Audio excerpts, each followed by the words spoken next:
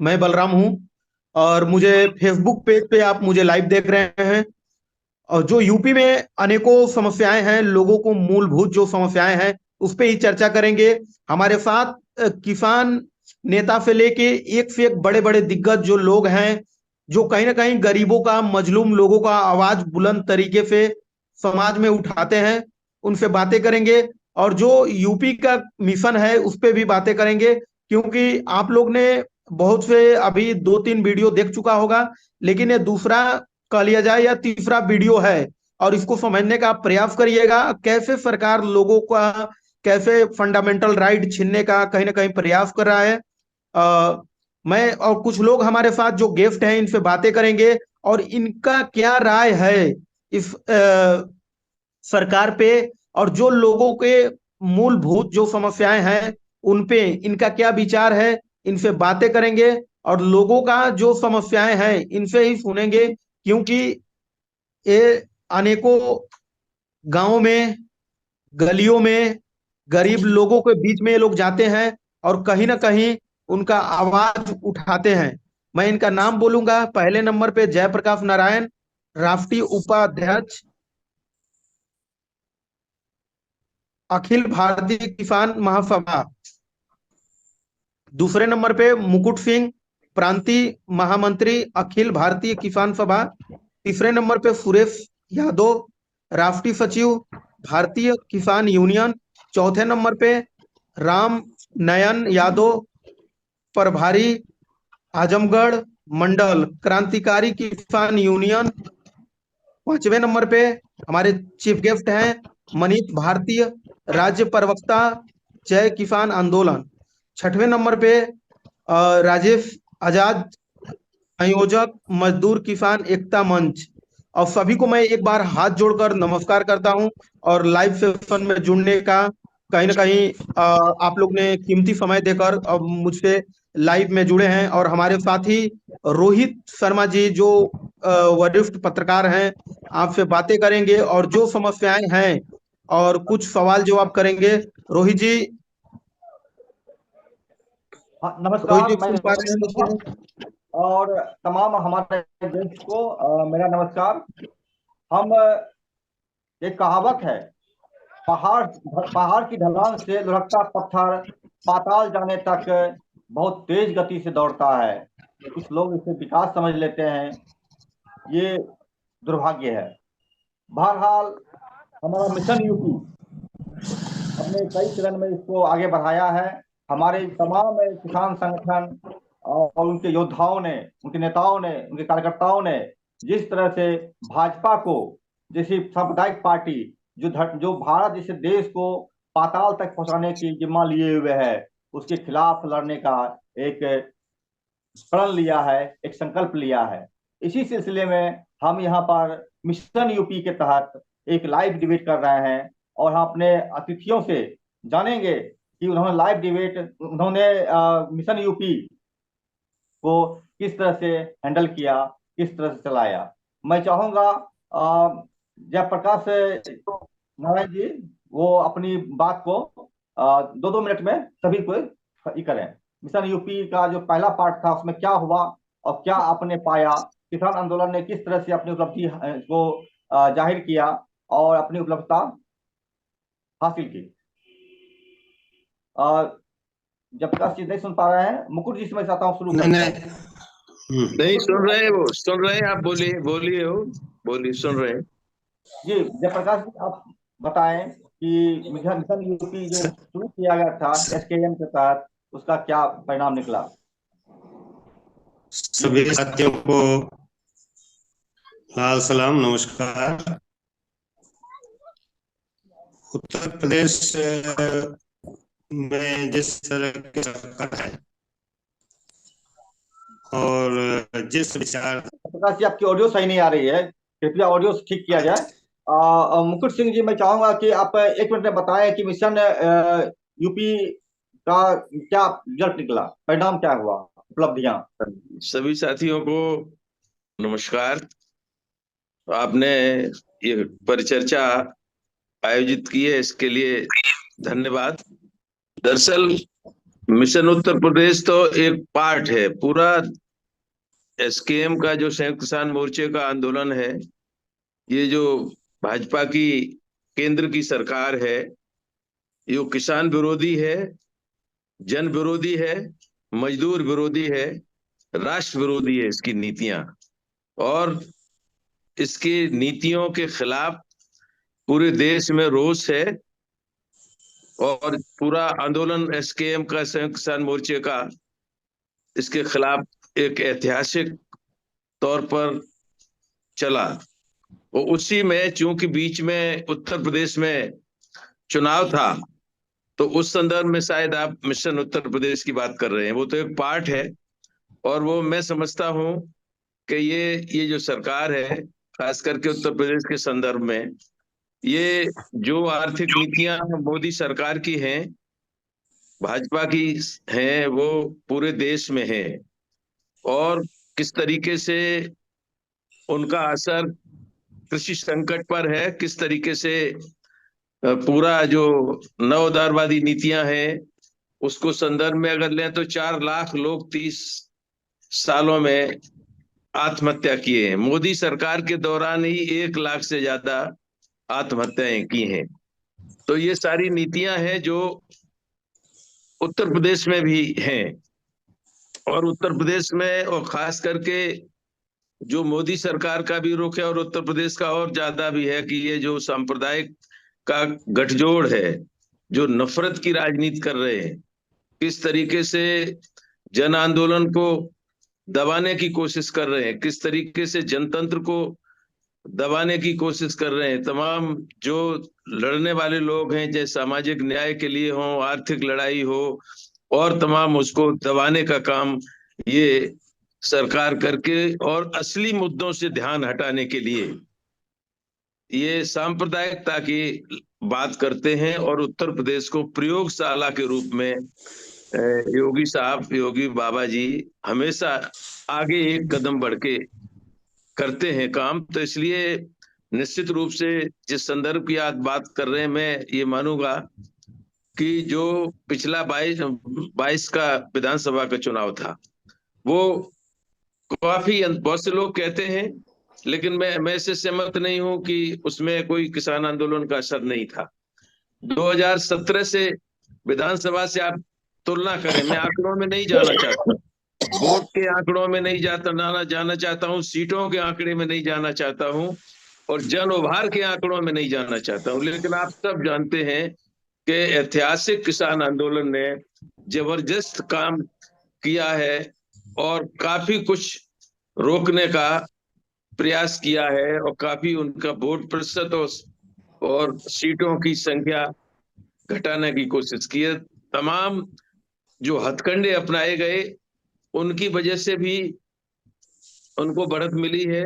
किस तरीके से जात पात का बीच में किया गया है, तो ये सारी चीजें उनका जो, जिसको सोशल इंजीनियरिंग कहते हैं, वो करके उन्होंने ये अपना किया है। लेकिन निश्चित रूप से मिशन उत्तर प्रदेश जो 2022 के संदर्भ में अगर हम लें, तो ऐतिहासिक किसान आंदोलन का जो दिल्ली की सीमाओं से चला, पश्चिमी उत्तर प्रदेश में और पूर्वी उत्तर प्रदेश में भी भले ही उतना असर न दिख रहा हो जितना आप पश्चिम और पंजाब और उसमें, लेकिन नीचे तक उसकी चर्चा, नीचे तक किसानों को हिला देने वाला आंदोलन था। हमने तो तमाम जिलों में दौरा किया, और उसके परिणाम भी आप चुनाव में भी देखते हैं कि पूर्वी उत्तर प्रदेश में और ज्यादा गहरे परिणाम हुए। तो इसलिए हम ये मानते हैं कि ऐतिहासिक किसान आंदोलन का मिशन उत्तर प्रदेश में महत्वपूर्ण योगदान रहा, और बीजेपी को काफी कुछ कमतर करने के लिए। लेकिन ये बात सही है कि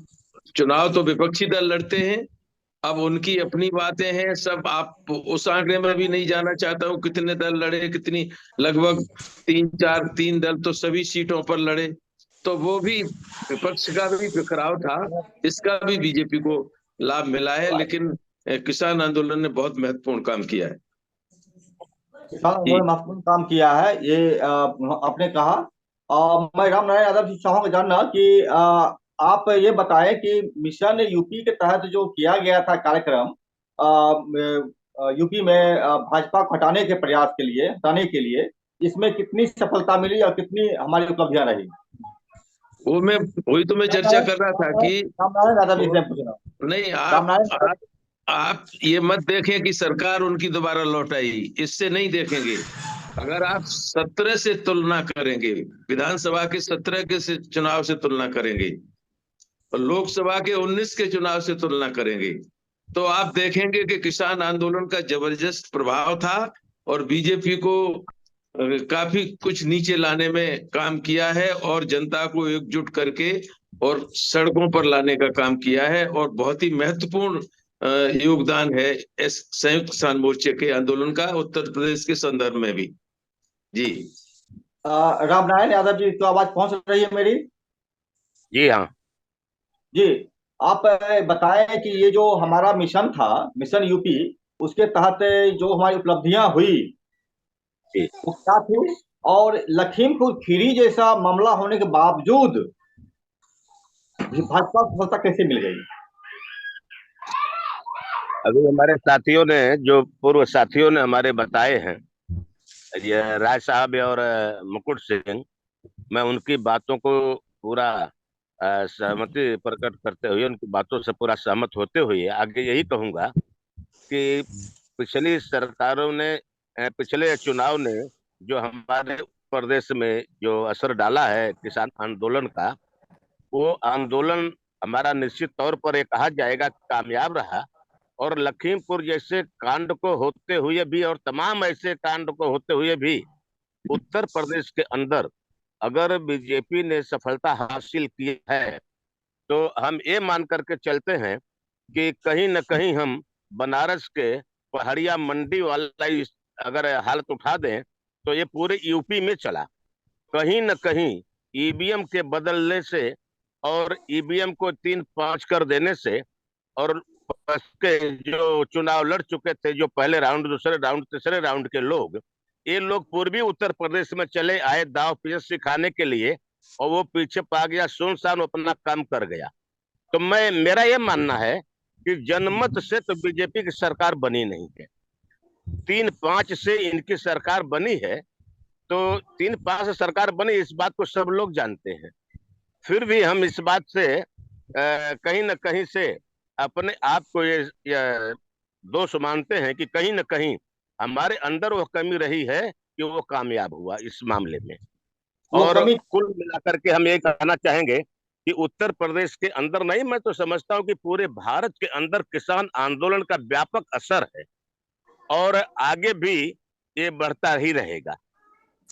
वो कमी क्या किस रूप में आप देखते हैं? जी। जिस कमी के कारण भाजपा दोबारा सत्ता में आई है, वो कमी को आप किस रूप में देखते हैं? देखिए, उसको हम क्या बताएं कि कैसा है। जैसे ये है कि कहीं न, मैंने पहले बताया कि कहीं न कहीं हमारे अंदर वो कमियां रही हैं जिससे वो कामयाब हुआ है। जी। राजेश आजाद जी, आपका ऑडियो ऑन कर लीजिए। आप अगर मेरी आवाज सुन रहे हैं तो आप मुझे ये बताएं कि लगातार यूपी में किसान मूवमेंट होते रहे हैं, पूरे देश में मूवमेंट होते रहे हैं। मिशन यूपी के तहत जो कार्यक्रम हमने लागू किया था यूपी में, वह होते रहे हैं। आज भी जो है ईवीएम के 800 बंडल में आग लगा दी गई है। तो इन तमाम परिस्थितियों में वो कौन सा कारक था जो हमारे मिशन यूपी और किसान आंदोलन की इतनी बड़ी शहादत के बाद, सत्याग्रह के बाद भी बीजेपी सत्ता में आ गई? सभी साथियों को नमस्कार। और सभी पत्रकार, दोनों पत्रकार बंधु जो बलवंत हैं और रोहित हैं, आप लोगों को आमंत्रण करने के लिए धन्यवाद।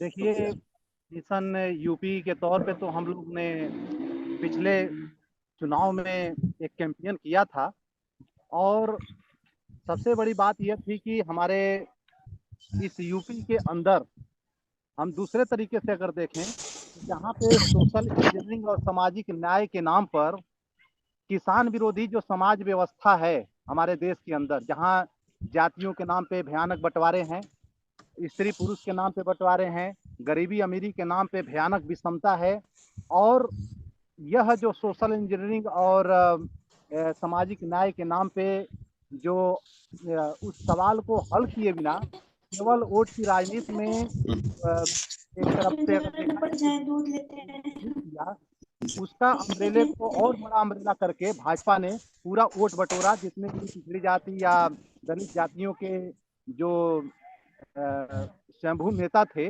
उनको उन्होंने खरीद चोरीद कर और एक बड़ा वह सोशल इंजीनियरिंग उन्होंने इसी मायावती के सोशल इंजीनियरिंग को झपट के और पैसे के लालच देकर या खरीद फरोख्त करके और एक बड़ा उसने अम्ब्रेला तैयार किया। लेकिन इस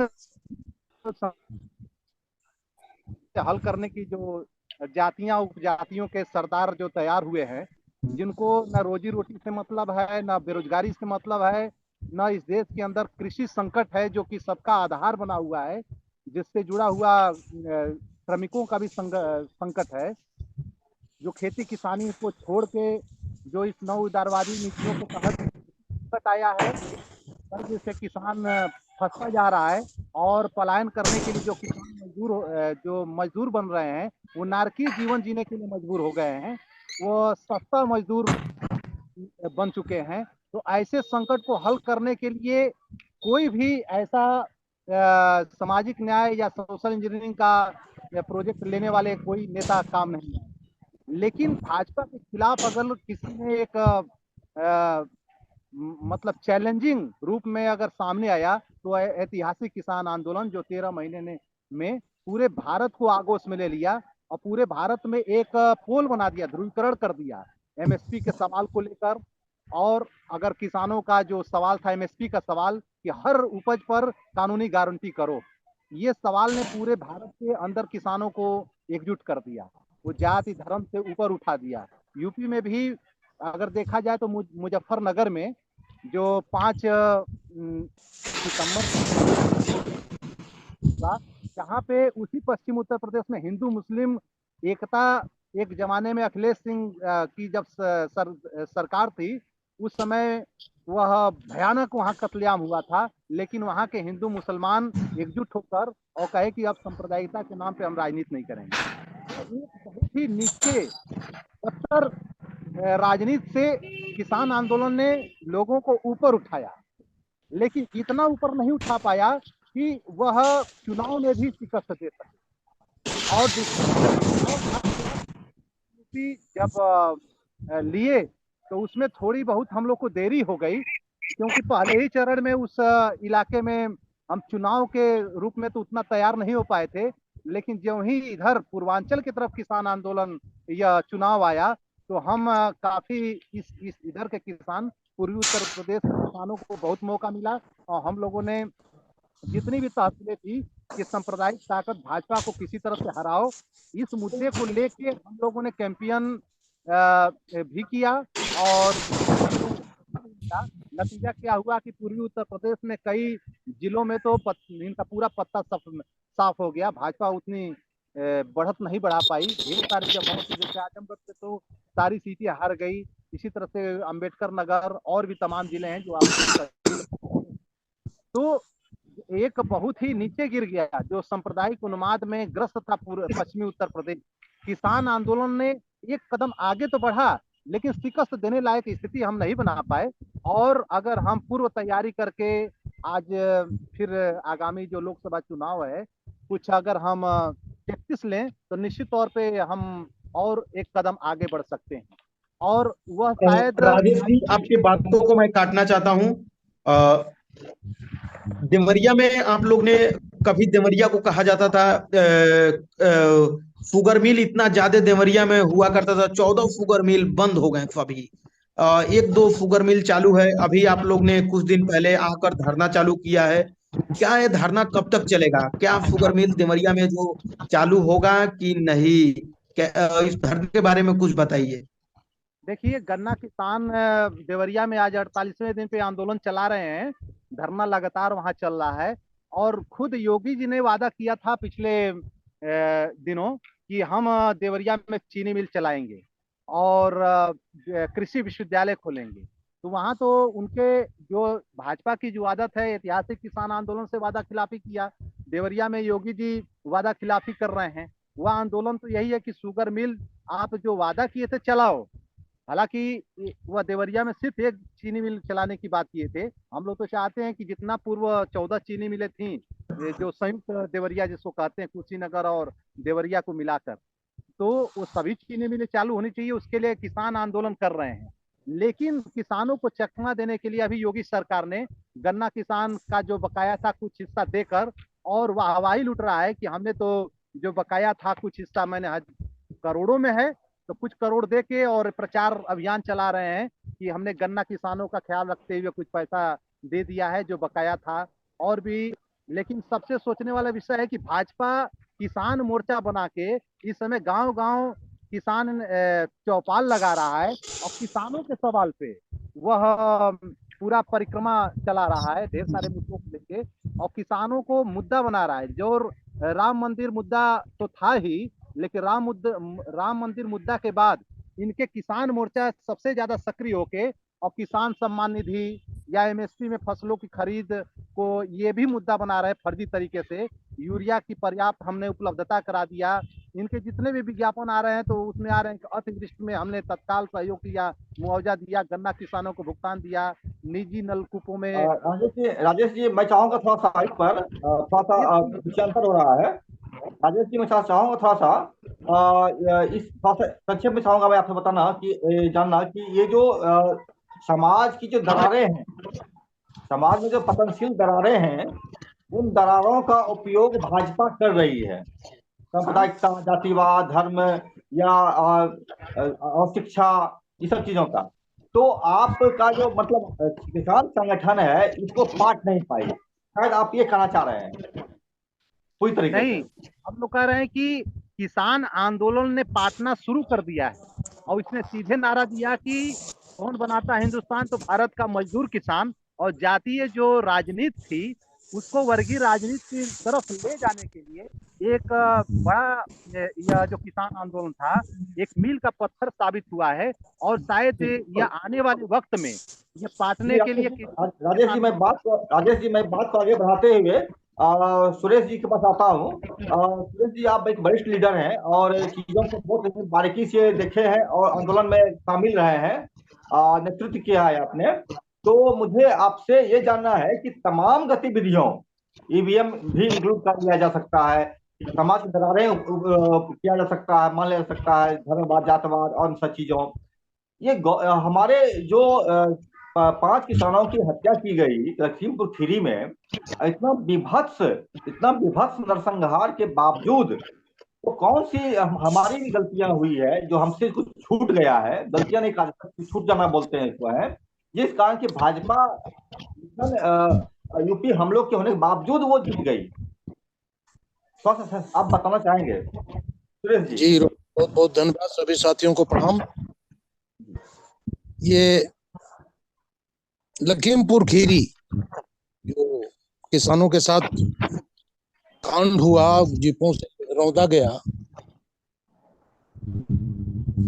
वह एक दर्दनाक घटना थी। और उस घटना की ऐसा कुरेद दिया कि अस्थि कलश लेकर के मैं बनारस मंडल में घूमा, आंसू आ जाता था। 22 बरस का लड़का भी था, लेकिन अब उसको लेके जो हुआ, आंदोलन चली रहा है, डिमांड होती रही। लेकिन भारत की सरकार और माननीय प्रधानमंत्री जी, आपने देखा कि 16 महीने के आंदोलन में माननीय प्रधानमंत्री जी ने किसानों को किन किन शब्दों से नवाजा, बहुत ही सम्मान किया उन्होंने प्यारे। और जब उनको मुख्यमंत्री से प्रधानमंत्री बनना था तो बैकवर्ड बन गए थे। और उन्होंने अब क्या कहते हैं, क्या करते हैं, पूरा देश जानता है। 16 महीने के आंदोलन में पूरी आंदोलन के साथ खड़ी थी, भारत के किसान आंदोलन के साथ दुनिया खड़ी थी और एशिया की सभी पार्लियामेंटों में इस पर चर्चा हो रही थी। लेकिन भारत के माननीय प्रधानमंत्री जी के दिमाग में कोई बात नहीं आई। 700 किसान शहीद हुए, आंदोलन में मर गए 700 किसान। उन्होंने इफ तक नहीं किया, संवेदना तक नहीं व्यक्त किया। अब सवाल ये उठता है कि किसान आंदोलन हुआ और लखीमपुर खीरी में ये चुनाव में बारिश में कैसे परिणाम उनके सामने आ गया। रोहित जी, आप यही हमको जानना चाह रहे हैं हमसे। तो हमको जहां तक लगता है कि जो संयुक्त किसान मोर्चा ने किसान आंदोलन करके और जो अपना अपने अभियान चलाया था सजा देने को, हम लोग दौरा किए थे पूरे प्रदेश में, उसके अंतर्गत परिणाम तो आया, लेकिन सवाल ये उठता है कि उतना परिणाम देखने को नहीं मिल रहा है लोगों को, जैसे कि हम सरकारें फिर बन गई सरकार प्रदेश में योगी जी की, उसके परिप्रेक्ष्य में परिणाम तो हमको लगता है कि वो 100% आया, क्योंकि 7 चरण में चुनाव हुआ था। 4 चरण के चुनाव तक वही जी, राजेश जी और तमाम हमारे साथी सब जानते हैं कि 4 चरण के चुनाव तक मीडिया ने कभी चुनाव की चर्चा नहीं की, घटत बढ़त जोड़ना घटाना कुछ नहीं बोला प्रदेश के अंदर। लेकिन जब 5वें 6वें चरण का चुनाव हुआ तब ये लोग सरकार बनाने लगे थे। उसका कारण रामनारायण जी ने बोला है, बताया क्या कारण हो, संभावनाएं क्या हो सकती। और हम नहीं, हमको कमजोर किया विपक्ष ने, विपक्ष कमजोर था, वो अपनी और अपने वोटों की रखवाली नहीं कर सके। कुछ लेना देना हमको तो वोट देना था, किसानों ने वोट दिया, किसानों ने वोट से सरकार बना दिया था, गिरा दिया था भाजपा को, लेकिन रखवाली न किया विपक्ष ने। इसके वजह से वो लोग पुनः सरकार में आ गए, जिसकी चर्चा अगल बगल से तमाम है, जिसको समझ रहे हैं जी। जी मुझे इसलिए और जानना है कि ये जो भारत की सरकार है, मोदी सरकार, इन्होंने तमाम चीजों को विरोध पैदा किया है। किसानों को आतंकवादी, राष्ट्रद्रोही, खालिस्तानी, पाकिस्तानी तमाम चीजें कही है। तो किसान आंदोलन का यूपी के 2 हिस्से लगभग हैं, एक पूर्वी यूपी, एक पश्चिमी यूपी। तो दोनों हिस्से में क्या अलग अलग कितना प्रभाव है आंदोलन का? आंदोलन का प्रभाव तो पूरे प्रदेश में बराबर ही है, चूंकि पूर्वांचल के जागरूकता की स्थिति में आंदोलन में 100% हिस्सा तो नहीं ले पाए, सही बात। उस आंदोलन के साथ भावनात्मक तो जुड़े हुए हैं पूर्वांचल के लोग भी। जी मनीष जी, मैं आपके पास आता हूँ। ये आप जो चीजें तो देख पा रहे हैं राष्ट्रीय लेवल पर से लेकर के अंतर्राष्ट्रीय और नीचे का स्तर तक, गांव लेवल तक, इन तमाम चीजों में जो चीजें प्रमुखता से छाई रही हमारे किसान आंदोलन के दरमियान, वो 700 किसानों की शहादत, लखीमपुर खीरी, हमारे किसानों को आतंकवादी, अरबन नक्सल, ये खालिस्तानी, पाकिस्तानी, चोर, डकैत, यहाँ तक कि मुफ्तखोर तक कहा गया। तो इन तमाम चीजों को अगर होने के बावजूद अगर भाजपा सत्ता में आती है, तो क्या ये माना जाना चाहिए कि जनता में हमारा प्रभाव कम है, किसान मूवमेंट का प्रभाव कम है? देखिए, मैं अपने सभी पूर्व वक्ताओं को सुन रहा था ध्यान से। सभी बहुत वरिष्ठ लोग हैं और सबके अपने अपने अनुभव हैं, और वैचारिक रूप से सब अपनी अपनी एक विचारधारा के साथ बंधे हुए भी हैं। तो मैं भी कोई अछूता नहीं हूँ। डॉक्टर लोहिया कहा करते थे कि जब सड़कें वीरान हो जाएगी तो संसद आवारा हो जाएगी। जो किसान आंदोलन है, इस किसान आंदोलन ने, मैं सिर्फ पश्चिम यूपी के बारे में विशेष तौर पे बात करूंगा। मैं मेरठ से आता हूं, पश्चिम के बिल्कुल गढ़ में बैठा हूं। हमारे यहाँ चौधरी महेंद्र सिंह टिकैत का एक बहुत जबरदस्त किसान आंदोलन हुआ।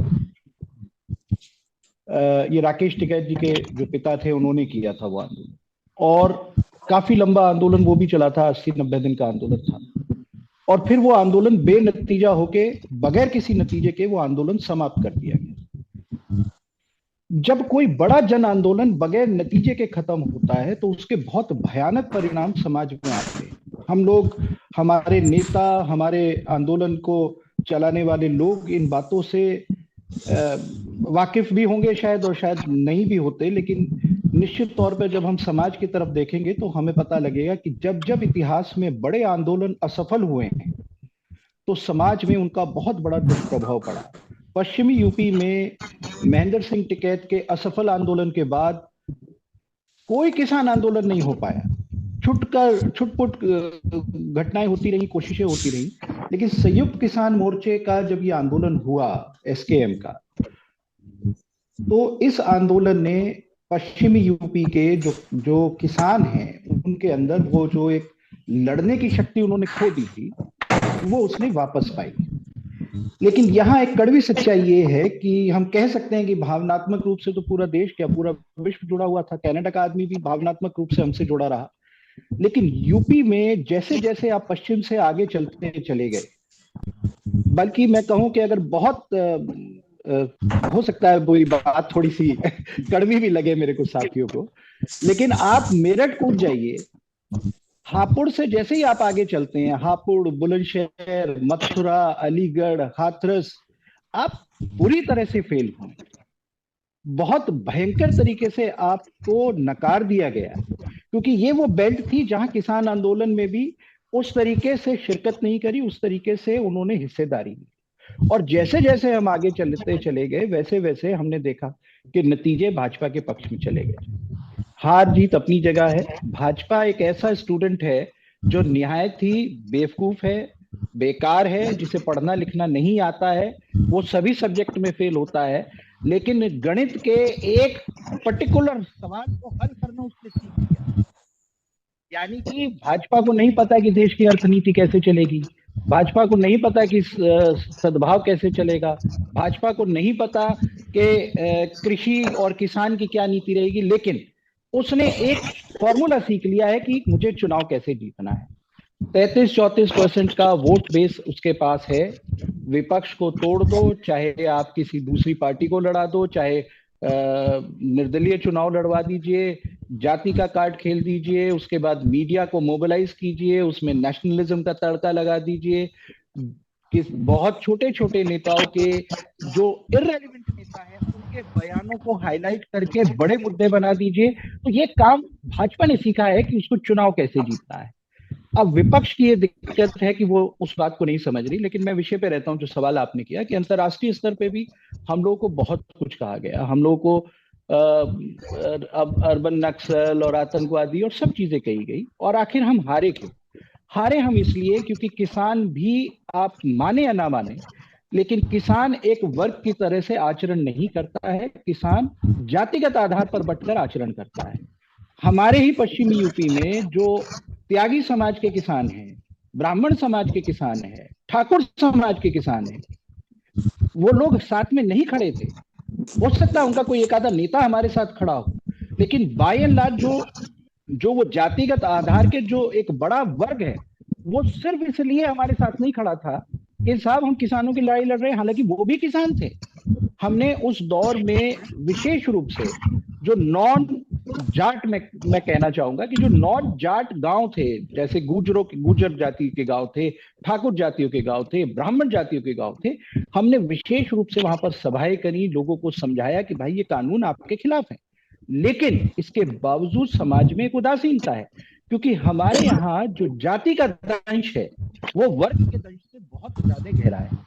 हम जाति के आधार पे आगे सोच ही नहीं पा रहे, और उसके बाद जो कुछ बचता है वो धर्म की अफीम खा जाती है।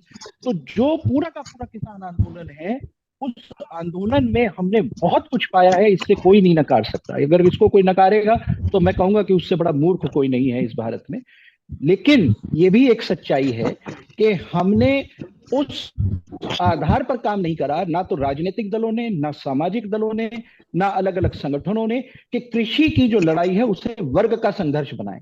और जब तक कृषि वर्ग का संघर्ष नहीं बनेगा, वो आप बड़ा आसान होता है। देखिए, कोई भी, मैं कहता हूं भाजपा को छोड़िए, अगर कांग्रेस की सत्ता होती या किसी दल की सत्ता होती, क्या उस वक्त भी इस आंदोलन के ऊपर पंजाब का आंदोलन, हरियाणा का आंदोलन का ठप्पा नहीं लगता? क्या वो सरकारें भी इसे जाट आंदोलन नहीं बता के इसे बदनाम करने की कोशिश नहीं करती? 100% करती। क्योंकि आज भी हमने 60-70 सालों में, मैं मूल रूप से एक समाजवादी हूं और समाजवाद विचारधारा से ही पला बड़ा हुआ हूं। मेरे दादा एमपी रहे मेरठ से, चौधरी महाराज सिंह भारती। हमने देखा है कि समाज में जब हम समाजवाद की बात करते हैं, मेरे कॉमरेड बड़े बुजुर्ग बैठे हुए हैं, इन लोगों ने भी एक लंबा संघर्ष किया है, कम्युनिस्टों ने, समाजवादियों ने। लेकिन ये सारा का सारा संघर्ष भारत की परिस्थितियों में जाति पर आकर खत्म हो जाता है वो। और यही परेशानी हमें किसान आंदोलन में भी हमने देखी है, हमने फेस की है। अब सवाल ये होता है कि इसके बाद हम करें क्या। हमने इस लड़ाई को लड़ा, आप देखिए लखीमपुर खीरी को देखिए। मनीष ये बात का क्वेश्चन है, अभी इतना ही। अगर जयप्रकाश जी को मेरी आवाज पहुंच रही है तो मैं चाहूंगा, जिसकी आवाज ठीक नहीं आ रही थी, मैं चाहूंगा दोबारा वो मुझे बताए कि ये मिशन यूपी के बावजूद, किसानों के इतनी बड़ी आंदोलन और सहभागिता के बावजूद, शहादत के बावजूद भाजपा सरकार कैसे चल रही है। जयप्रकाश जी, आप मेरी आवाज सुन रहे हैं? हाँ जी सर, बताया आवाज आ रही है आपकी? नहीं, आपकी आवाज फिर ठीक नहीं आ रही है। अच्छा, थोड़ा सा आवाज आपका ठीक कर ले, मैं था दूसरे राउंड पर आता हूँ। जयप्रकाश जी, चेहरा भी नहीं दिख रहा है आपका। अरे ऐसा क्यों? चेहरा भी नहीं दिख एक रहा है। सवाल मनीष जी से मेरा है, जी मनीष जी, आने वाली लोकसभा में क्या भूमिका रहेगी किसानों का? जैसे जो बीजेपी सरकार है आए दिन दावा कर रही है कि कहीं ना कहीं हमारी सरकार बनने वाली है 24 में। क्या लगता है कि सरकार बनेगी? किसान क्या सोच रहे हैं, जो गांव में है, जो गलियों में है, जो परेशान है, जो प्रताड़ित है, वो किसान क्या सोच रहा है 24 के लोकसभा को लेकर? अरे बलराम जी, आपने जयप्रकाश जी को आमंत्रित किया और बीच में इंटरप्ट कर दिया।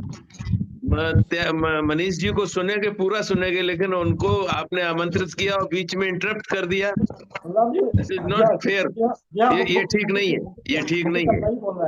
बलराम जी, ये सेकंड हमारा पार्ट है, इसमें हमारी बात होगी। अभी हम जयप्रकाश जी से जानना चाहेंगे कि ये बताएं, वो अगर आवाज ठीक हो गई है तो जयप्रकाश जी बताएं। क्या प्रश्न को दोहरा आवाज रहे हैं? उनका म्यूट है। आवाज म्यूट है, काइंडली थोड़ा चेक कर ले, आवाज म्यूट है आपका। आवाज आपको, हाँ अब ठीक ओके। आवाज आ रही है? हाँ बिल्कुल आ रही है। देखिए साथियों, यह बिल्कुल किसान आंदोलन के बारे में यह बात बहुत स्पष्ट है कि इस आंदोलन ने समाज में एक नए तरह की वैचारिकी को जन्म दिया था और लोगों ने उसे महसूस भी किया। दूसरी चीज है भारत का जो यथार्थ है, जिस पर बात हो रही थी, साथी मनीष ने भी उठाया और साथियों ने।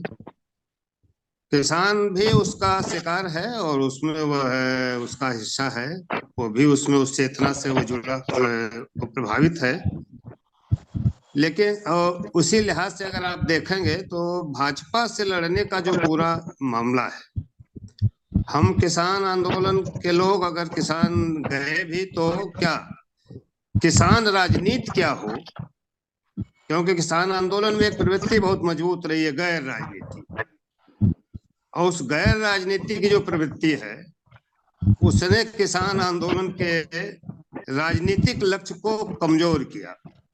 क्योंकि किसान आंदोलन का भी मकसद क्या था, हमें लड़ किससे रहे थे, हम कारपोरेट हितैषी नीतियों से, जिसके प्रणेता भाजपा और संघ परिवार जो इस दौर में है, हम उनसे लड़ रहे थे। और पूरी बात, हम पैटर्न क्या था, गैर राजनीति से दूर रहेंगे। तो वस्तुतः हमें किसान राजनीति पर चर्चा करनी चाहिए थी उस दौर में, और किसान राजनीति क्या होगी, उसके लक्ष्य क्या होंगे, किसान के लिए सबसे जरूरी क्या है। एक तो यह किसान को एकताबद्ध किया जाना चाहिए। किसान की स्टेटा अलग अलग है, सब पे अलग अलग मुद्दे हैं। उन सारे मुद्दों को लेकर के कैसे एक बड़ा मोर्चा खुद किसानों के बीच में बने, अलग अलग तरह के जो किसान समूह हैं उनको एकताबद्ध किया जाए। और दूसरी चीज जो है, एक मैं इस बात से बहुत सहमत नहीं होता कि राजनीति में सिर्फ षड्यंत्र थियरी ही काम करती है या अतिक्रम फरेब ही सिर्फ चलता है। वस्तुतः भाजपा से लड़ने का जो पूरा दौर है, उसमें आप ईवीएम या कास्ट इक्वेशन वगैरह के आधार पर कुछ चीजें व्याख्यायित कर सकते हैं, लेकिन ये मूल बात नहीं है। मूल बात यह है कि खुद इनको चुनाव तो राजनीतिक दलों के रूप में व्यक्त होता है, उनको मिले वोटों के आधार पर होता है, चीजें होती हैं। आप क्या सोचते हैं कि इन राजनीतिक दलों ने कभी यह सोचा कि किसान आंदोलन के साथ हमें एकाकार होना चाहिए, किसानों के आंदोलन की अगुवाई करनी चाहिए, अपने कतारों को उसमें लगाना चाहिए? किसी बड़े संघर्ष में उतरने की इन्होंने कभी कोशिश नहीं की। ये अंततोगत्वा ये तो उसी दिन हार गए जिस हमारे सारे प्रयास को उस दिन धक्का लगा, जिस दिन भाजपा से निकल करके लोग आए 4-5 लोग, और पूरा आंदोलन 2022 का चुनाव लौट गया 90 के दशक में, मंडल बनाम मंदिर की दिशा में लौट गया। और आज जानते ही हैं कि जो भाजपा जिस तरह की सातिर पार्टी है और जिस तरह की धूर्त है, सातिर है, आप उसे भले कहने अपढ़ है, उसे इतिहास का ज्ञान नहीं, अर्थशास्त्र का ज्ञान नहीं, लेकिन भाजपा भारत की सबसे धूर्त पार्टी है, सबसे ज्यादा क्राइम करने वाली पार्टी है, क्रिमिनल है, कम्युनल है, करप्ट है और कारपोरेट की दुलारी है। ये जो ताकत है जो चुनाव को प्रभावित करता है, ये भाजपा के पक्ष में था। भाजपा के पक्ष में यह पूरी तरह से मुड़ा हुआ था। हम लड़ रहे थे नीचे, किसान उसमें लड़ रहे थे। किसानों ने कभी भी भाजपा के साथ कोई इस तरह का सहानुभूति नहीं थी, वोट भले चला गया हो किसी कारण से। मैं लखीमपुर के बारे में बता देता हूँ। लखीमपुर का बेसिक कंट्राडिक्शन जो वहाँ स्थानीय है वो फार्मर बनाम आम किसान रहा है, मजदूर रहा है, यही बात। और वहाँ आंदोलन का केंद्र सिख समाज था। सिख समाज वहाँ इस आंदोलन की अगुवाई कर रहा था और इस आंदोलन में बड़े फार्मरों की महत्वपूर्ण भूमिका थी।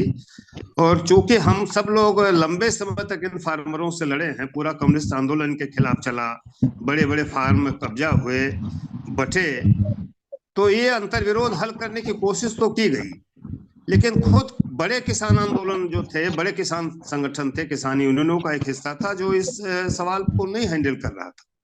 हम लोगों ने खुद, हमारा अनुभव है, जब हम लोगों ने वहाँ सांप्रदायिक सद्भाव और आपसी एकता के लिए पदयात्रा का आह्वान किया, तो कई किसान यूनियनों ने जाकर के वहाँ बताया कि भाई हमारा इससे कोई मतलब नहीं है। जबकि हम लोग देख रहे थे कि हाँ, भाजपा एंटी सिख माहौल बना करके ध्रुवीकरण की तरफ जा रही थी और लखीमपुर को उस धरातल की तरफ ले जा रही थी जहाँ एक बड़ा गोलबंदी उसके पक्ष में चली जाए। वो हुआ। तो ये सब चीजें हम लोग को थोड़ा सा समझना है। आगे 2024 कठिन समय है, उसके संकेत मिल गए। इस मानसून सत्र ने वो संकेत दे दिया है कि भाजपा किस स्तर तक जाने के लिए वो तैयार है। और हमें किसान आंदोलनकारियों को इस बात को समझना होगा कि 2024 का चुनाव सामान्य चुनाव नहीं होने जा रहा है और इसे सामान्य ढंग से नहीं देखा जाना चाहिए। इसलिए हमारे सामने बड़ी चुनौती है और चुनौती। जी जी जयप्रकाश जी, मैं बता दूं आपको, ये हमारे सेकंड राउंड का क्वेश्चन है कि यूपी के तहत जो हम अब 24 का अच्छा, हाँ, कुछ बोल रहे थे आप? जी, दरअसल मैं ज्यादा कुछ नहीं बोलूंगा, अभी हमारे साथियों ने बात रखी है अपनी, लेकिन मैं सिर्फ ये कहना चाहता हूँ, जैसे ये निकाला जा रहा है कि सरकार बीजेपी की बन गई तो किसान आंदोलन फेल हो गया या हम सफल नहीं हुए, ये ठीक नहीं है निष्कर्ष। किसान आंदोलन बहुत महत्वपूर्ण था और जैसा जयप्रकाश जी ने कहा, बलराम मनीष जी ने भी कहा और साथियों ने, उसने जबरदस्त झकझोर के रख दिया और किसान को एजेंडे पर ला दिया। मैं नहीं दोहराना चाहता हूं कि बीजेपी ने भी क्या क्या वादे किसानों के लिए किए और अभी मध्य प्रदेश और राजस्थान के चुनाव में क्या क्या किया एमएसपी के सवाल पर, और तो इसलिए किसान आंदोलन ने किसान के मुद्दों को एजेंडे पर ला दिया। ये सभी दलों को ये कहना पड़ा। दूसरा, मैं ज्यादा नहीं कहना चाहता हूँ, एक दूसरा ये कि जैसा जयप्रकाश जी कह रहे हैं, सही कह रहे हैं कि ये चुनाव तो राजनीतिक दल लड़ते हैं, किसान आंदोलन कोई चुनाव नहीं लड़ रहा था। ये माहौल है, किसानों को एकजुट करना वो ठीक है, लेकिन ये राजनीतिक दलों की, जब मैं ड्राइविंग कुर्सी पर तो राजनीतिक दल बैठे थे। और आप उत्तर प्रदेश के ही अगर संदर्भ लें तो सपा ने 403 लड़ाई, बसपा ने 399 लड़ाई, कांग्रेस ने 349, और इसी तरह तो विपक्ष भी बट गया और वो कोई अंडरस्टैंडिंग ऐसी नहीं बनी। तो इसलिए ये भी हमें ध्यान देने की जरूरत है कि ये विपक्ष जो है वो एकजुट नहीं है, और वो और भी तमाम साथियों ने रखा है कि किस तरीके से क्या क्या नहीं किया गया, सत्ता में बैठे लोगों ने क्या क्या तिकड़म नहीं किए। तो इसलिए फेल नहीं कहेंगे हम कि किसान आंदोलन कोई फेल है। किसान आंदोलन ठीक है, अभी और आगे बढ़ना है, और नीतियों को बदले बगैर, नीतियों पर सबसे ज्यादा हमें ध्यान देना पड़ेगा, तभी निजाम बदलेगा। और इसलिए इस बात को भी ध्यान रखना चाहिए कि ये उत्तर प्रदेश सांप्रदायिकता का घर बना है। लखीमपुर के बारे में सही कहा जयप्रकाश जी ने कि किस तरीके से सिख वर्सेस अदर्स बना दिया गया। मैं नहीं दोहराना चाहता हूँ, सभी लोग जानते हैं। तो इतना निष्कर्ष इतना जल्दी सरल निष्कर्ष मत निकालिए। मुझको ये लगता है कि आप रोहित शर्मा जी सरल निष्कर्ष निकाल रहे हैं। ये नहीं निकालना चाहिए। किसान आंदोलन के महत्व को समझना चाहिए और आगे क्या इसकी जिम्मेदारी है।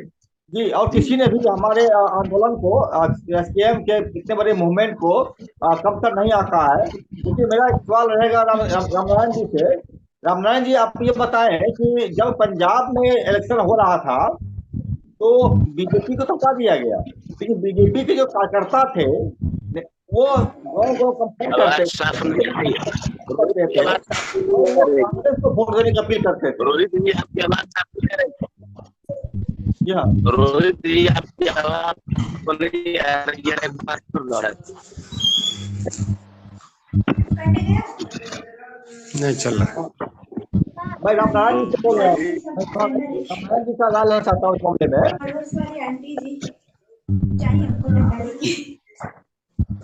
हेलो, आवाज आ रही है? हाँ आवाज आ रही है जी। जी, आवाज आ रही है। पंजाब में जब हुआ था तो बीजेपी ने जी कहा था और प्रयास किया था कि हमको वोट मत दीजिए, कांग्रेस को वोट दीजिए आप। तो यह इस तरह का जो कनेक्शन है इन लोगों के बीच में, इसको किस रूप में देखते हैं? थोड़ा सा बात साफ करिए फिर से।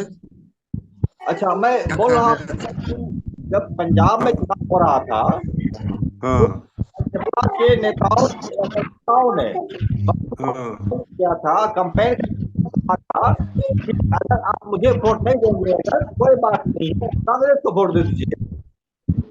तो कांग्रेस को संदर्भ में आपको है, आपको आवाज साफ आ रही है? देखिए, वहाँ जो किसान संगठन चुनाव में गए किसान नेता, तो उनका वो जो टेम्परामेंट था पूरे मूवमेंट का, जो तेवर था, जो उनका जो मूल्यांकन था, लेकिन जो ही वह आंदोलन में गए वहां चुनाव में, तो वह मूल्यांकन वहां टकरा गया। कारण वहां का क्या है? वहां अकाली, अमरिंदर और भाजपा तीनों के लक्ष्य पर कांग्रेस थी। तीनों नहीं चाहते थे कि कांग्रेस आए। कांग्रेस ने वहां एक बहस का मुद्दा, जाट सिखों में दलित को मुख्यमंत्री बना के ले आना एक बड़ा रेडिकल कदम हो सकता था, लेकिन इसमें तीनों यूनाइट हो गए और किसान आंदोलन तो हवा में चला गया। वहां उनके पास जो नेता चुनाव लड़ रहे थे, उनके पास कुछ बचा ही नहीं। परिणाम यह हुआ, वह अंतिम स्थिति थी जब ये लोग बहुत समय तक तो तय ही नहीं कर पा रहे थे। इनको कुछ आत्ममोह था कि हम बहुत बड़ा विजय करके आए हैं और पंजाब पूरा बदल गया है, हिल गया है नीचे तक। बात भी सही थी, नीचे तक एक गति गई थी। वहां घर घर, गांव गांव, महिला, बच्चे सब आंदोलन का हिस्सा थे। लेकिन जब उनके सामने चुनौती आई कि हमें करना क्या है, तो उसमें एक विकल्प उनको हल्का सा दिखा, कांग्रेस को उन्होंने बैक कर दिया। और कांग्रेस में भी अमरिंदर का जो रोल रहा वो आप सब लोग जानते हैं। प्रो बीजेपी और एंटी मूवमेंट था, प्रो अडानी था। जब वह किसान आंदोलन ने चिन्हित किया मुख्य शत्रु अडानी, अंबानी, और दो बेच रहे हैं, दो खरीद रहे हैं। तो ये लेकर के बहुत बार वहां किसान कांग्रेस के मुख्यमंत्री ने कहा कि भाई हमें ये नहीं करना चाहिए, हमें इस दिशा में नहीं जाना चाहिए, टावर नहीं तोड़ना चाहिए, बहिष्कार नहीं करना चाहिए और संपत्ति का नुकसान नहीं करना चाहिए, राष्ट्रीय संपत्ति है। ये सब एक डिबेट है जो अंत तक कांग्रेस से डायलेमा में अंत में जाके फैसला है, और बाकी सारी शक्तियां पोलराइज हो गई और उन्होंने आपको सपोर्ट कर दिया। तो एक वहां की स्थिति है। तो हाँ मुकुट जी कुछ बोल रहे थे आप? मैं ये कह रहा था कि जो पंजाब की स्थिति बता रहे, जिन संगठनों की, किसान संगठनों की, एसकेएम ने एक्शन लिया उन पर, एसकेएम से विद्रोह करके करे, एसकेएम तैयार नहीं था उस पर। नहीं, खास बात यह है कि वो किसान अपने अलग से संगठनों ने अपना थोड़ा मैं इसी पर आ रहा हूँ कि एसकेएम नहीं है उसमें। अब हमें जबरदस्त जी हमें अब जो सेकंड राउंड में जाना है, सेकंड राउंड में जाना हम लोगों को है। अब हमें हमारा सवाल ये होगा कि हमने जो चीज देखा विगत कई सालों में किसान मूवमेंट के बाद से, उनका असर और उनका ये प्रतिरोध और भाजपा का निकृष्ट व्यवहार, विचार और वादे, तो अब हमें 24 का चुनाव जो है लोकसभा का जो होने जा रहा है, तो इसके बारे में किसान आंदोलन या हम लोग जो लड़ रहे हैं, जी जो ताकते की ये चाहती है कि भाजपा जैसे निकृष्ट पार्टी, निकृष्ट झूठा, ये पतनशील सत्ता खत्म हो जाए, सत्ता में ना आए, तो इसके लिए क्या करना होगा हमें? किसान संगठनों को या देश की जनता को क्या भूमिका रहेगी? देखिए फिर बात मैं एक अनुभव आप लोगों को बताना चाहूंगा दूसरे राउंड की जो चर्चा है इसकी शुरुआत में ही, कि जब अच्छा ठीक है शुरू कर दूं, जो कि जयप्रकाश जी का बार बार जो है वीडियो डॉन अप हो रहा है, तो जयप्रकाश जी आवाज आ रही है मेरी? हाँ जी तो आप बताएं कि 24 में क्या किया जाए किसान आंदोलनकारियों को और जनता को? देखिए बात तो वही है कि जो पहले से हम लोगों का एक प्रयास रहा है कि बीजेपी हराओ, कांग्रेस ने संयुक्त किसान मोर्चे ने आह्वान ही किया था कि हमें इनसे मुक्ति पानी है और इनको हमें पीछे ठेलना है। अब सवाल यह है कि इस पर बहस हो सकती है कि हम किसके पक्ष में भी किसी के बोलेंगे कि सिर्फ वेग प्रचार में जाएंगे, या कहते हैं कि भाई आप हराओ बीजेपी को हराओ, कोई विकल्प हम क्या दें? अगर हम कोई विकल्प देते हैं उनको कि भाई चुनाव हो रहा है और चुनाव में बीजेपी को ये फला हरा सकते हैं और इनके साथ किसान आंदोलन को के सारे जो ताकत है इनके पक्ष में खड़ी होगी या नहीं होगी, एक सवाल यह है। जैसे अभी विधानसभा में मैंने एक आर्टिकल लिखा था इस पूरे चुनाव पर, 5 राज्यों का है, उसमें मैंने राजस्थान का जिक्र किया था कि कांग्रेस तो लड़ ही नहीं रही थी, कांग्रेस गुटों में बटी थी, आपस में एक दूसरे से लड़ रहे थे, जिसका उम्मीदवार था वो चुनाव प्रचार में था। लेकिन मानवाधिकार संगठन, पर्यावरणविद, लेफ्ट कार्यकर्ता, एनजीओ, सामाजिक कार्यकर्ता सब पूरी ताकत से हराने में लगे थे बीजेपी को। आज भी वही स्थिति है, ये ताकतें पूरी तरह से बीजेपी के खिलाफ है। गांधीयन से लेकर के जेपी आंदोलन से लेकर सामाजिक आंदोलन के जितने भी धाराएं हैं, अधिकतम एकताबद्ध होकर के इस सांप्रदायिक फांसीवाद के खिलाफ खड़ी हैं। लेकिन सवाल यह है कि जिनको इसकी अगुवाई, जहां जिस केंद्र में जाकर के ध्रुवीकरण होना है राजनीति का, समाज का, जिसके साथ वह कितना तैयार है, कितना इसके लिए समझने के लिए तैयार है, क्योंकि उसके ऊपर अभी भी भ्रम है कि उसकी नीतियां अभी साफ नहीं है, वो कारपोरेट के साथ जाएगा कि नहीं जाएगा। राहुल कहते हैं कि भाई हम कारपोरेट वर्ल्ड के विरोध में नहीं है, सेम पित्रोदा कोशिश करते हैं मिलवाने का राहुल से अडानी को, तो और खुली नीतियों की घोषणा। एक बात अभी कल परसों वाली बैठक में आई जो एक पॉजिटिव है कि हम एमएसपी पर के लिए देने के लिए कमिटमेंट है, लेकिन उसमें एक शब्द होना और जोड़ना चाहिए, कानूनी गारंटी देने के लिए हम कानून बनाएंगे। अब यहाँ वेग छोड़ दिया गया है। इसी तरह से जो दलितों और कमजोर वर्गों पर हमले हुए हैं, इन हमले करने वाली ताकतों के प्रति हमारा क्या रुख होगा। उन्होंने कर्नाटक में कहा कि बजरंग दल को हम बैन लगाएंगे, एक अराजक और लंपट संगठन है जो विध्वंस, हमलावर और आक्रामक और हिंसक संगठन, इस पर प्रतिबंध लगाएंगे। लेकिन आज तक उसका क्या स्थिति हम नहीं जानते हैं। तो उत्तर प्रदेश में भी वो क्या करते हैं, इस पर क्या तरीका लेंगे, रोजगार पर वो क्या कहेंगे, रोजगार देने के सवाल पर उनका क्या होगा। ये चीजें हम अगर कोई ऐसा बड़ा मूवमेंट ले जाएं जिसमें ये सब सवाल एजेंडे में बने, और देख रहे हैं आप बनारस से लेकर इलाहाबाद तक और पूरे प्रदेश में कैंपस में किस तरह से डेमोक्रेसी का हनन हुआ है, हो रहा है, छात्रों पर किस तरह से हमले हो रहे हैं, मजदूरों वाला एजेंडा है। तो हमारे सामने इन सारी ताकतों को एकताबद्ध करते हुए इनके खिलाफ केंद्रित करना होगा ठोस, और उसमें छिपाने की बात नहीं है।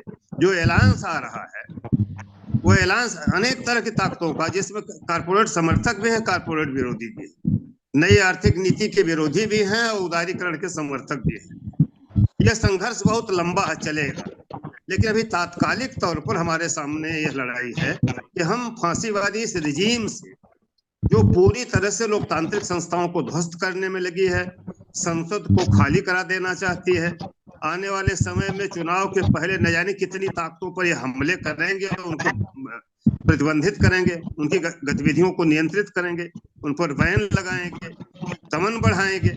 तो इन सब सवालों को लेकर के हम लोग अगर आगे इकट्ठा हों, एक मंच बनाएं, इस मंच जो बन रहा है किसान और ट्रेड यूनियन का जो एक पॉजिटिव दिशा दिखी है, इसको हम लोग कंसोलिडेट करें और इनके बीच में सघन ढंग से जा करके और एक एजेंडा लेके निकलें, जिसे बाध्य हो इनको कहने के लिए। हमें भी एक कोशिश करनी चाहिए कि भाई आप आओ, ठोस चीजों पर आओ।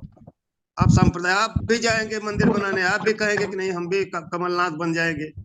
आपको कहना होगा कि नहीं, हम राज्य को धर्म से अलग करेंगे, हम राज्य के साथ धर्म का कोई समावेशन नहीं चाहते और हम इसके खिलाफ हैं, हम अल्पसंख्यकों के राइट के खिलाफ हैं। पूरी तरह से कहना होगा हम लोगों को। हम किसान आंदोलनकारी अल्पसंख्यकों के किसी भी तरह के एलियनेशन के पक्ष में नहीं, अलगाव के पक्ष में नहीं। जब हमला होगा तो हम उनके साथ खड़े होंगे। नूह में हमने थोड़ा कोशिश की किसान संगठनों में। बिल्कुल बिल्कुल बिल्कुल। मैं आगे बढ़ाता हूँ थोड़ा।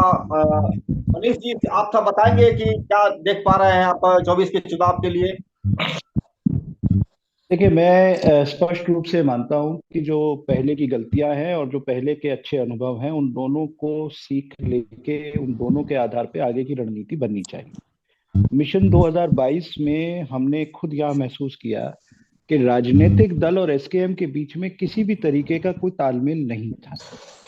जैसे कि हमारे पास पंजाब से एक टीम आई जो कि बहुत क्रांतिकारी लोग थे, जिनके खिलाफ काफी मुकदमे थे। मीडिया में जो लड़का है वो पूनिया, जिसको उठा लिया गया था बॉर्डर से, मनदीप पूनिया, वो भी साथ में ही था, और तेजी था, और कई लोग थे। और हमने यहाँ पे कोशिश की कि जो विधायक का चुनाव लड़ रहे हैं कैंडिडेट्स, हम उन कैंडिडेट्स के पास उनको लेके उनसे कोऑर्डिनेट करने की कोशिश की। लेकिन हकीकत ये है कि कोई भी राजनीतिक दल किसान यूनियन, किसान एसकेएम के किसी भी लोगों के साथ बातचीत करने में इंटरेस्टेड नहीं था। उन्होंने उस पर कोई ध्यान नहीं दिया। उन्होंने उस किसान, उनको जो नेता है, और मैं सिर्फ नीचे ग्राउंड के नेताओं की बात नहीं कर रहा हूँ, जो बड़े नेता भी, चाहे वो अखिलेश यादव थे, चाहे वो जयंत चौधरी थे, या वो कोई और नेता थे, इन लोगों को ये लग रहा था कि माहौल एसकेएम ने बना दिया है, किसान आंदोलन ने एक माहौल तुम्हारे लिए सेट कर दिया है, बस तुम्हें तो जाके और बस मलाई उतार के खानी है। और ये भूल जो हुई, ये बहुत बड़ी भूल हुई। दूसरा, ग्राउंड के ऊपर जो एक इनपुट है, वो अभी जो हमारे पूर्व वक्ता थे उन्होंने बल्कि उस पर ध्यान भी दिलाया था कि भाई जब हम लोगों के बीच में जाएंगे बतौर एसकेएम कि भाई हम संयुक्त किसान मोर्चे से हैं और हमारा मिशन 2024 है, तो हमसे लोगों का सवाल होता है कि आप पे विकल्प क्या है, आप मोदी के सामने क्या हमें पेश कर रहे हैं कि भाई इससे, मोदी से या बीजेपी से बेहतर आपके पास क्या विकल्प है। उसका जवाब काफी हद तक इस बार हमारे पास है। ये एक अच्छी बात है। पिछली बार हमारे पास बिल्कुल कुछ नहीं था, हम बिल्कुल ब्लैंक थे। हम कहते थे भैया किसी को दे दो, मोदी को मत दो, बीजेपी को मत दो। लेकिन इस बार हम कह सकते हैं कि भाई हमारे पास इंडिया गठबंधन है, जिसमें अलग अलग विचारधाराएं, निश्चित तौर पर हर दल की अपनी विचारधारा है, वो उसको छोड़ेगा नहीं किसी के लिए, लेकिन एक न्यूनतम साझा एक प्रोग्राम है जिसको लेके कम से कम आज एसकेएम के तौर पर अगर हम लोगों के बीच में जाते हैं, किसानों के बीच में, तो हमारे पास एक विकल्प है। हम कहते हैं इंडिया गठबंधन को आप वोट करें। तीसरी बात जो हमने सीखी है और जिस पे हमें बहुत ज्यादा ध्यान देना है कि किसान को वर्ग संघर्ष के लिए हमारे जितने एसकेएम के नेता हैं उनको विशेष रूप से इसके ऊपर अब बात करनी चाहिए। सामाजिक सौहार्द सिर्फ हिंदू मुस्लिम की बात नहीं है, जो जातिगत आधार पर भेदभाव है हमारे यहाँ, जो जातिगत आधार पर एक दूसरे से जो दुश्मनी बन चुकी है कि अगर ये एक जात इस तरफ है तो दूसरी उसके खिलाफ ही जाएगी राजनीतिक, वो जो एक बहुत बड़ी खाई है, उस खाई को पाटने का काम एसकेएम से बेहतर कोई नहीं कर सकता। मुझे लगता है कि एसकेएम के सभी नेताओं को इसमें एक रणनीति के तौर पर आना चाहिए। समय का अभाव है। मैं रामनारायण जी से चाहूंगा जानना जी, रामनारायण जी, आप 24 के चुनाव को में किस तरह का भूमिका चाहते हैं देखना जनता की और एसकेएम का, किसान आंदोलन का? रामनारायण जी आवाज जा रही है क्या? रामनारायण जी लगता है वीडियो उनका ऑफ हो गया है। मुकुट जी, मैं चाहूंगा आप आगे जी। अच्छा, लोकसभा चुनाव में आप किसानों के लिए और मजदूरों के लिए और आम जनता के लिए क्या मैंने देखते हैं? हमारे पूर्व साथियों ने अच्छा बोल रहे हैं, रामनारायण जी बोल रहे हैं। रामनारायण जी बोल रहे हैं क्या? बोले आप बोलिए। तो चुनाव जो अभी पिछले हम लोगों का एक मानना होता है कि हम पिछली गलतियों से सीखते भी हैं। तो सबसे पहली बात तो मेरा ये मानना है कि किसानों को या किसान संगठनों को सबसे पहले ईवीएम के खिलाफ अपनी आवाज उठानी चाहिए। ईवीएम अगर है तो ये पंगेबाजी बनी रहेगी।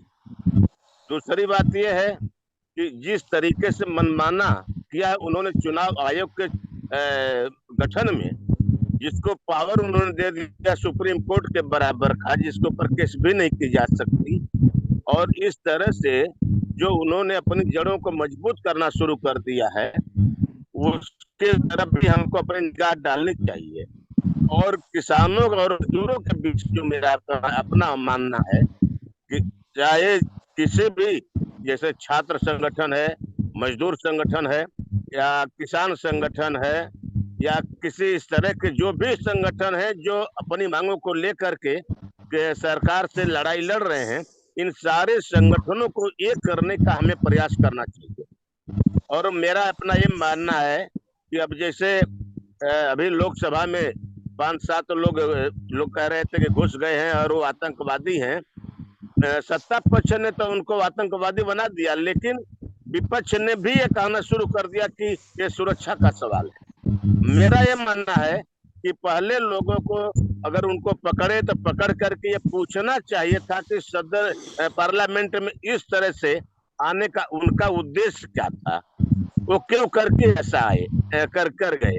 तो मेरे कहने का एक तात्पर्य यह है कि लोगों के उन मजबूरियों, जैसे बेरोजगारों का अपना एक संगठन है, बेरोजगार जब अच्छी डिग्रियां लेकर के लोग सड़कों पर चप्पल घिस रहे हैं, और कहीं ना कहीं उनके साथ ये बेइंसाफी हो रही है कि जो कुछ लोग बहुत कमजोर हैं, पढ़ाई लिखाई या उनके पास कोई डिग्री भी नहीं है, उन्हें नौकरियों में सेलेक्ट कर लिया जा रहा है।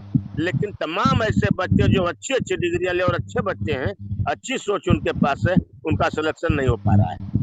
तो ये सारे मुद्दे जो किसानों के बीच में आ जाएंगे, किसानों के बीच में हमको ये नहीं देखना है कि कौन किस बिरादरी का है, क्योंकि हमारे जैसे मैं बता दूं आपसे, खिरियाबाद का आंदोलन जो आजमगढ़ में चल रहा है, खिरियाबाद का आंदोलन 15वें महीने में चल रहा है। आज 436 दिन हो गए हैं, 436 दिन से यह आंदोलन चल रहा है। और इस आंदोलन में फूट डालने के लिए कोई सीधे सीधे मोदी नहीं आया था, सीधे सीधे अडानी अंबानी नहीं आए थे, बल्कि इन्हीं किसानों के बीच में कुछ ऐसे लोग होते हैं जिन्हें खरीदा जा सकता है, और उन्होंने अपनी तरफ मिला करके आंदोलन को जो तोड़ने का प्रयास किया था, जहां पर ना ही हिंदू चल रहा है ना मुसलमान रहता है, बल्कि यहाँ पर सिर्फ शुद्ध रूप से किसान और मजदूर है, यहाँ पर कोई जातिवाद नहीं है। हमारे बीच में कोई मतभेद नहीं है, लेकिन कुछ एनजीओ टाइप के लोगों को यहाँ पर भिड़ा करके हमारे आंदोलन को जो नुकसान पहुंचाने का प्रयास किए थे, ऐसे भी आवाज को हमको उठाने पड़ेंगे। और दूसरी बात मैं ये कह देना चाहता हूँ कि हमारे बीच में जो तोड़ फोड़ करके और लोगों को बरगला करके जातियों में बांट कर, धर्मों में बांट करके चलते हैं, तो हमको एक नारा ये देना होगा कि हिंदू मुस्लिम भाई भाई, ये तीसरी जात कहाँ से आई, ये भी कहना पड़ेगा। और हमारे अंदर छोटे बड़े का भेदभाव मिटाकर जातीय आधार पर हो, चाहे आर्थिक आधार पर हो और चाहे धार्मिक आधार पर हो, ऐसे आधार को मिटा करके हमको सीधे सीधे अपने बीच में अपनी बात समझाने का प्रयास करने का जो रास्ता होना चाहिए, वो रास्ता हम एक दूसरे से सीख सकते हैं। कभी कभी हम जो चीज नहीं जान पाते हैं, किसानों और मजदूरों के क्या करके हमको मिल जाता है, तो हम 24 वाले चुनाव को सिर्फ छू करके न हटे, बल्कि अगर लड़ाई लेते हैं तो उस पर पूरा जम कर लड़नी पड़ेगी। इसलिए में हम आगे अपने नेक्स्ट गेस्ट मुकुट जी से कहूँगा जानना कि जो बातें हो गई वो रिपीट ना किया जाए, फर्दर क्या करना है इस पर बताया जाए 24 के चुनाव के लिए। क्योंकि 24 क्योंकि ये भी कहा जा रहा है कि 24 की चुनाव अगर फिर से भाजपा आ गई तो न केवल किसानों का बल्कि मजदूरों का और तमाम लोगों का एक नरसंहार इनका पूरा चीज चौपट कर दिया जाएगा। मुकुट जी बताएं यार। मैं आपने जो बाद में कहा है, मैं इससे बिल्कुल सहमत हूँ कि अगर 24 में बीजेपी आती है तो इस देश में न तो जनतंत्र बचेगा, न संविधान बचेगा और बहुत कुछ हो जाएगा। इसलिए ये सबसे बड़ा सवाल है जो आपने उठाया है और हमारे सभी वक्ताओं ने उठाया है कि हर हालत में हमें एकजुट होके और 24 के लोकसभा चुनाव में बीजेपी को रोकने के लिए काम करना होगा, नंबर 1। नंबर 2, ये जो हमारे सवाल हैं, एमएसपी का सवाल, कर्जा मुक्ति का सवाल, बेरोजगारी, महंगाई, बिजली निजीकरण, इस तरह के जो मुद्दे हमारे हैं, इन मुद्दों को हमें लेकर और सांप्रदायिक सद्भाव और नफरत के खिलाफ और सद्भाव के लिए जबरदस्त नीचे अभियान हमें चलाना पड़ेगा। अभी 3 दिन का पड़ाव बहुत अच्छा एक अनुभव है, मजदूर वर्ग भी शामिल आया, किसान भी आए, तो इसलिए ये सबसे बड़ा काम नीचे तक ले जाने का है और हमको इतना दबाव बनाना चाहिए राजनीतिक दलों पर, क्योंकि चुनाव तो वही लड़ रहे हैं, कि ये एकजुट होके, जैसा हमारे साथी ने कहा है, मनीष जी ने, सही है, इंडिया विकल्प जो है वो हमें बिल्कुल कोई संकोच नहीं करना चाहिए। अब यूपी मिशन यूपी में थोड़ा ये भी गलती हुई थी कि सीधा सीधा नारा न दे के सबक सिखाने वाली बात करी, ये अंदर की बात है हमारी, काफी उस पर चर्चा हुई। अब हमें कोई संकोच न करके और बीजेपी सरकार को जो सांप्रदायिक है, जो जन विरोधी है, मजदूर विरोधी है, राष्ट्र विरोधी है, जनतंत्र विरोधी है, संविधान विरोधी है, इसके खिलाफ मुद्दा आधारित नीचे करके और लोगों को करके एसकेएम के तमाम कार्यक्रम जो आ रहे हैं उनको एकजुट होके, हम सभी संगठनों को एकजुट होके और इन मुद्दों को उभार कर जनता के बीच में हमें भी जाना चाहिए और आगे आने वाले समय में इस सरकार को नमस्कार करने के लिए आम जनता से हमें बिल्कुल ही कहना पड़ेगा, इसके अलावा दूसरा कोई रास्ता नहीं। जी ओके, ओवर। अपने महफूज जी बताया है। अब इसी को आगे बढ़ाते हुए मैं चाहूंगा कि राजेश आजाद जी बताए कि 24 के लिए क्या है। हाँ, रिपीटेशन ना किया जाए, जो बातें पहले आ चुकी है उससे आगे की बातें बताया जाए। राजेश जी आप अनम्यूट कीजिए अपने को और बताएं। हाँ साथियों, लगभग हमको लगता है कि यह 2024 के आगामी चुनाव में बातें आ चुकी हैं, जो भी एंटी बीजेपी भारत में दिखता हो या हमारे जिले में बोल दिखता हो। आपकी आवाज सही नहीं आ रही है राजेश जी, थोड़ा आवाज ठीक करें आप। हम ये कह रहे हैं कि सभी बातें जो अभी मुकुट सिंह जी बता रहे थे उसमें मैं सहमति देते हुए आगे बात बढ़ाना चाहूंगा कि हमें राजनीतिक दखल देना पड़ेगा किसान मोर्चा से जुड़े हुए तमाम साथियों को, और जो बीजेपी विरोधी जो केंद्र बनता हो उसकी तरफ वोट बेकार न जाए, उसकी तरफ वोट केंद्रित हो। इसके लिए हम लोगों को अभियान चलाना पड़ेगा सोशल मीडिया के जरिए या अपने प्रचार माध्यमों के जरिए, और ये सवाल पूछते हुए कि नव उदारवादी जो किसान विरोधी नीतियां हैं या मजदूर विरोधी नीतियां हैं उस पर यह जो दूसरा ध्रुव बीजेपी विरोधी बनता है उस पर उसकी क्लियरिटी होनी चाहिए। इन सारे सवालों को लेते हुए हम लोगों को पहल करना चाहिए, एक राजनीतिक दखल देना चाहिए, ताकि ऐसा ना हो कि हमारा आंदोलन और राजनीतिक पार्टियों में जो गैप है वह फिर से वह बन जाए। जी बिल्कुल।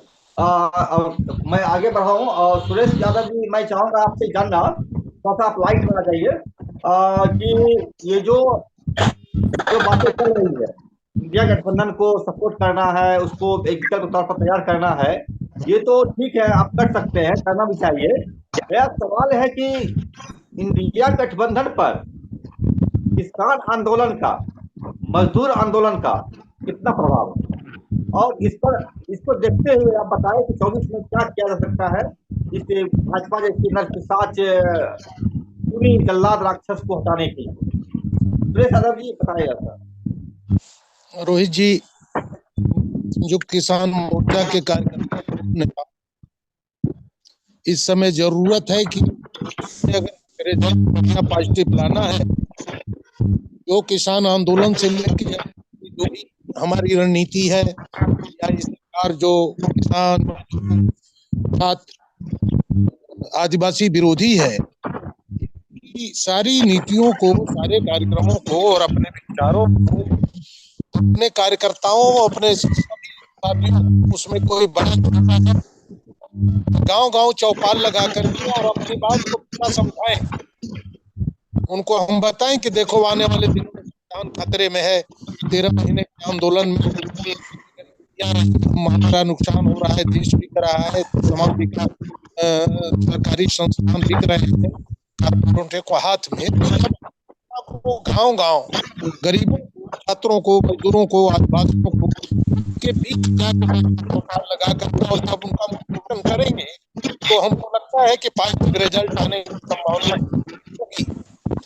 इसी के दौरान जो भी मोर्चा का निर्देश होगा कि हम इंडिया गठबंधन या क्या, उस पर भी संकेत करते जाएंगे और लोगों को जोड़ते जाएंगे। लोगों को ये लगेगा सब लोग एक साथ, और सही है कि राजेश ने हर बिरादरी की तो पार्टी हो, चाहे वो कुर्मी हो, कुम्हार हो, चौहान हो, यादव हो, मुसलमान हो, मौर्य हो, सब अपनी पार्टी है और वो नेता अपनी रोटी को सेक लेते, लेकिन समाज को गर्त में डाल देते हैं।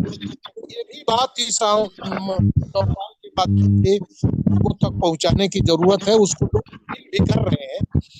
और इस तरह के कार्यक्रम जब हम बनाएंगे तभी हम अपने मिशन में, लगता है कि जहाँ तक हम सोच पा रहे हैं कि तभी सफलता मिल सकेगी। सफलता मिल सकेगी, ये बात सच है। मुकुट जी, मैं चाहूंगा आपसे जानना एक चीज को कि आपने इंडिया गठबंधन को समर्थन देने की बात कही। मेरा कहना है कि इंडिया गठबंधन पर हमारा कितना प्रभाव है, किसान आंदोलन कितना प्रभाव है, और ये जितने के बाद हमारी जो मूवमेंट है या हमारा जो किसान समुदाय है, मजदूर समुदाय है, इसको कितना मतलब क्या मिल सकता है, थोड़ा सा ब्रीफ बताएंगे संक्षिप्त में। हमने पहले भी कहा और साथियों ने कहा कि जो हमारा एजेंडा है किसानों का, मजदूरों का, आम जनता का, उस एजेंडे के साथ हम अपने आंदोलन को नीचे तक ले जाएंगे और इंडिया गठबंधन को उन मुद्दों पर, उन पर अपना राय देना पड़ेगी। जैसे जयप्रकाश जी ने कहा कि वहां आया कि एमएसपी पे हम तैयार हैं, और भी सवाल है। तो इसलिए सवाल ये नहीं है कि हम वो कितने हमसे वो हैं, हम एकजुट होके और इतना माहौल बना के और अपने एजेंडे को आगे बढ़ा के और उनको करेंगे। और इस सरकार को, जो बीजेपी की सरकार है, इसको जाना सबसे जरूरी काम है आज के मौके, उस संदर्भ में, आज के दौर में, कि ये फांसीवादी तौर तरीकों वाली संविधान विरोधी सरकार, इसको जाना चाहिए। और हमारे किसान मूवमेंट में इतनी ताकत होना चाहिए कि आने वाली जो सरकार है वो उसको चले।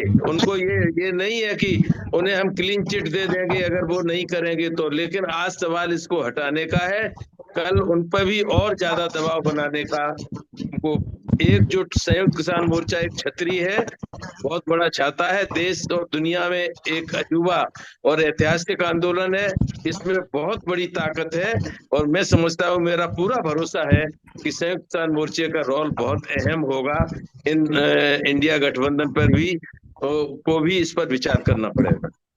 जी बिल्कुल बिल्कुल। बलराम जी, आप मेरी आवाज सुन पा रहे हैं तो आप बताएं कि आप क्या सोच रहे हैं तमाम चीजों पर। बलराम जी। रोहित जी, सभी के बातें मैं सुना, और जो मूलभूत समस्याएं हैं किसानों का, जैसे कि ये जो लोग लाइव सेशन में जुड़े हुए हैं बता रहे हैं कि कहीं ना कहीं ये लोग गए हैं वहां पे, गांव में गए हैं जो जहां किसान रहते हैं।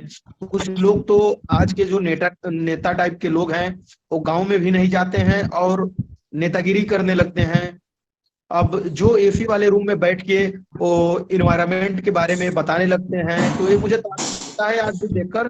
और काफी टाइम हो गया, क्योंकि लाइव लंबा समय चला गया भी है, 1 घंटा से ऊपर हो चुका है। और जो मूलभूत समस्याएं हैं सभी लोग ये जान रहे हैं। कहीं ना कहीं आवाज आ रही है मेरी? कट रही है आवाज, कट रही है। समस्याएं हैं वो सभी को मालूम है, जो किसान समय ज्यादा हो गया है। लेकिन मुझे ये जानना चाहिए हम लोगों को कि हम लोग जो आज लाइव सेशन किए हैं, इस तरह का चीजें जो हमें समाज में देनी चाहिए, क्या देना चाहिए, कैसे देना चाहिए, और इस पर एक गंभीर मंथन अवश्य ही होनी चाहिए। किसान आंदोलन जिसने कि अपने 13 महीने के विशाल आंदोलन के बाद, 700 किसानों की शहादत के बाद, आतंकवादी खालिस्तानी पाकिस्तानी और चोर डकैत देशद्रोही होने के आरोप मिलने के बावजूद जो उन्होंने जीत हासिल किया है, उस जीत को हम अपनी जनता तक सही से पहुंचा पाने में कहीं कहीं से विफल रहे हैं। इसलिए हमें और बेहतर तरीके से जनता के कम्युनिकेट करना चाहिए हम लोगों को। और मुझे ये लगता है कि इस तरह की जो चर्चाएं हैं, परिचर्चाएं हैं, लगातार होने चाहिए और नियमित तौर पर होनी चाहिए। और तमाम जनता के बीच में, आप बेशक इंडिया के गठबंधन को जितावे, आप बेशक किसी को जितावे, टिकट चूंकि हमारे पास वही है, लेकिन हम यह जरूर सुनिश्चित करें कि गठबंधन के साथ जीतने वाले जो भी उम्मीदवार हों, उस पर हमारे ये हमारा आज के मीटिंग का है, आज के लाइव सेशन का है, तमाम साथियों से हम विदा लेना चाहेंगे। और